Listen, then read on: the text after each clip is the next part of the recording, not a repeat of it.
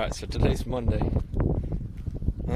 This is looking better. So I don't know how well this will come out on the camera, but when I was walking out here the other day, if you recall, putting in the cages around my peach trees, the clover in here was, almost knee high. And let me try to get to a good spot here. So all of these weeds, I knew they weren't going to eat this stuff. They're all still here. That's okay. I need to spray those. I'll get my sprayer built up and we'll take care of that. But look, now I went from knee high to kind of barely ankle high. So they've got all the clover pretty much eaten down. All the grass that was growing in here they've got eaten down. So this is looking more like what I wanted it to. So that's good. So what we're going to do, we'll get a hay bale and I'll go unroll it out there, and I suspect once I do that they'll probably all run over there to check that out, and then I'll be able to lock them out of this area and they'll be back in the pasture. So did a pretty good job. Took them 2 days. I figured they'd get it all in one. Yeah, this is way better though. The other day when I was walking through here, my pants were soaked because there was a bunch of, it was kind of raining a little bit, but my pants were soaked up to my knees. Now that wouldn't be a problem. So, didn't knock over any of my cages. So, that one's going to rub on the T-post a little bit, but my peach tree cages all survived. They're all still in place, so that's good. Peach trees are all fine. Oh, they kind of crushed this cage a little bit. And that's why I couldn't just leave the cages by themselves. They would have knocked them all over. So, another one rubbing on the cages. So, they did what I wanted them to. Like I said, we'll have to come back and kill all these weeds. I don't know what this stuff's called. I don't like it though. Certainly don't want it here. That's what I was brush hogging down earlier this spring. I don't know if I'd started making YouTube videos at that point. So, okay. We're going to go look at the other ones real quick, and we'll make sure that they are, that calf that I'm worried about, we'll make sure that it's doing okay. And then we'll put a hay bale out, and hopefully I won't have too much trouble getting all these girls out of here. So that was, before I started doing this, that was my only concern, is that once they're in here, it might be hard to get them all to get back out. So might have to chase them a little bit. We'll see. But yeah, we'll tackle that here in a few minutes. So let's go check on the other ones, see how they're doing. So this is number 41. One thing I want to do today is try to get her out of here. That over there is number 3. And when I came out here, that calf ran right up and started nursing on her. So that's good. That's one that I was worried about. Number 3's been kind of confused and not taking care of her calf, little 3. She's been trying to take care of number 25's calf, who's over there with number 25. But looks like number 3's got it figured out. So I'm glad I didn't do anything last night. This worked out in the end. You don't know though that they can reject calves. That can be a problem.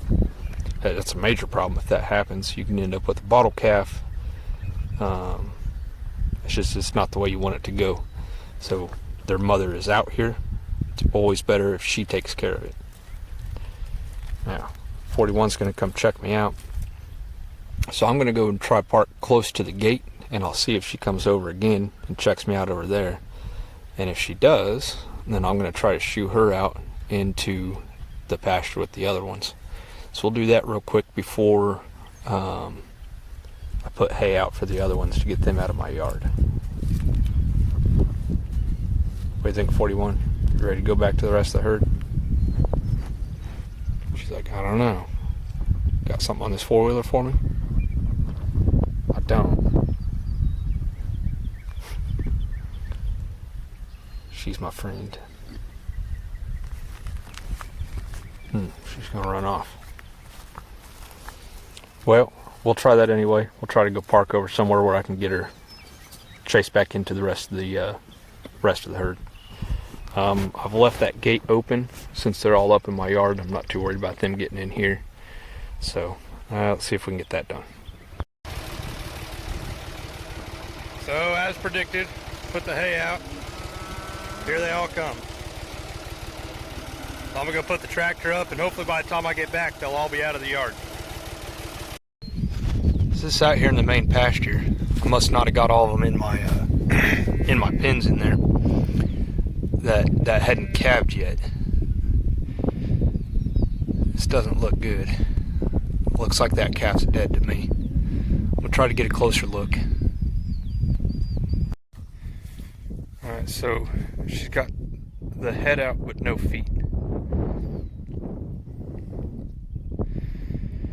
And it looks like the calf is dead. We're gonna figure out how to pull that. I'd like to get her in my pins. I don't know if I'll be able to though. I'm gonna see if I can walk her over that way. Alright, I got her in here. Next step is see if I can get her in the head gate. If you remember the last time I pulled one in the pasture, the heifer ended up dying. So this is number 35. If I can get her in the head gate, I think that's my best chance of pulling it and saving her. Going pretty easy so far. Alright, she's in the head gate. Go get my pulling chains, my handles. It's a muddy mess in here. This is gonna suck. Okay, so no front feet. So the first thing I'm gonna have to do is push the head back in and then fish around in there and try to find the feet. I'll get my chains on them. And then hopefully from there I can start pulling and see if I can get it out. Oh, wish me luck. Okay, I actually pulled pretty easy. Like I said, I pushed the head back up inside of her and I was able to find its feet, get them turned around, pull them out one at a time. I went ahead and I put the chains on the way I would if I thought the calf was alive. You hook it up here over the top, and then you do a half hitch down here on the underneath their dew claws, and that will keep from dislocating their hooves while you're pulling on them. So I've still got her in the head gate. I'm gonna call my uncle real quick. I think may be a good idea to give her some antibiotics. I'll call him, see what he thinks. I'll let you guys know. Alright, he said what I thought he would, which was since I'd had my arms inside of her, better give her antibiotics, and that's just to ward off any secondary infection, any bacteria or whatever that might have been on me that I had to put inside of her to get that calf. So, I mean, I was shoulder deep trying to find those hooves. So, from here all I can really do is just keep an eye on her. He did warn me that a lot of times they'll go ahead and die. So hopefully that doesn't happen. As you can see, she's walking off fine, and it was a pretty easy pull. All things considered, that went pretty well. Lost the calf, so that sucks, but came out easy. I mean, really pretty easy pull. So it only took, I don't know, maybe 15-20 minutes or so from the time I started. So that's good. That's what you want. He had said LA 200. I happen to have LA 300. So that's what I gave her. It's the same drug, oxytetracycline. This is just in a little bit more concentrated form, so you don't have to give as much. So with, and I've talked about this before, with LA 200 I would have had to stick her 6 times. With this I only had to stick her 4 times. Oh, okay, well, man, that sucks.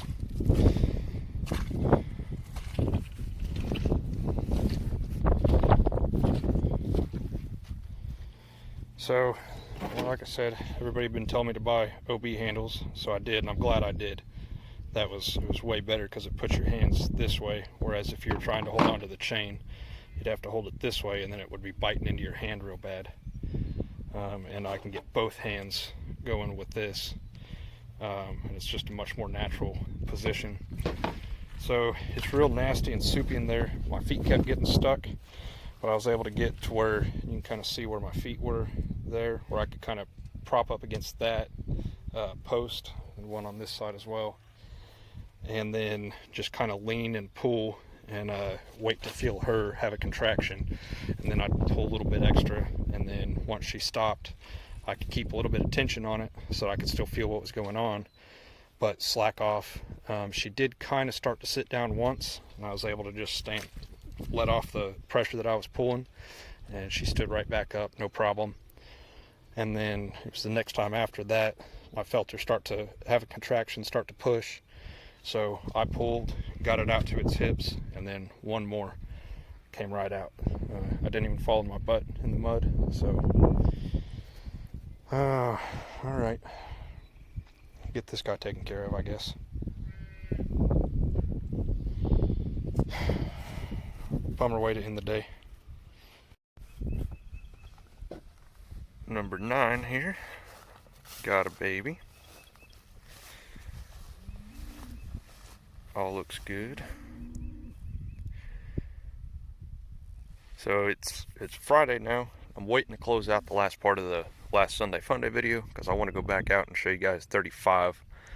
As of yesterday, she still hadn't cleaned up completely, and that's what I was waiting to see. So I'm about to go out and look at her, but found this on my way out. Pretty cool. We'll get an ear tag in this one, and let's go look at number 35. Well, this works pretty good for keeping the rain out of my mineral, but man, the cows are hard on it. Something that's weird. Look how much shorter this T-post is. It's almost like the cows pushed it down into the ground further. I don't know how they did that. They were all up at this height. That's weird. Anyway, it's supposed to rain tomorrow and the next day, which is amazing because it's beautiful out today. So I guess we'll put this back up real quick. I think I'm going to try leaving it just like this. Maybe they won't knock it down so bad if it's just a lean-to.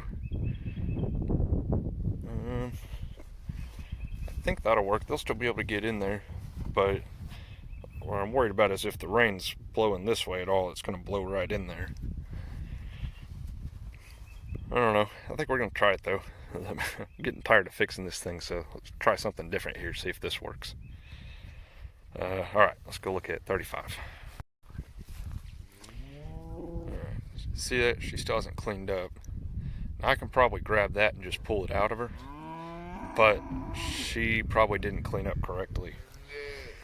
That can be a problem. It can cause secondary infection because that stuff that's hanging out of her there it's not a part of her anymore. It's going to die and it rots inside of her.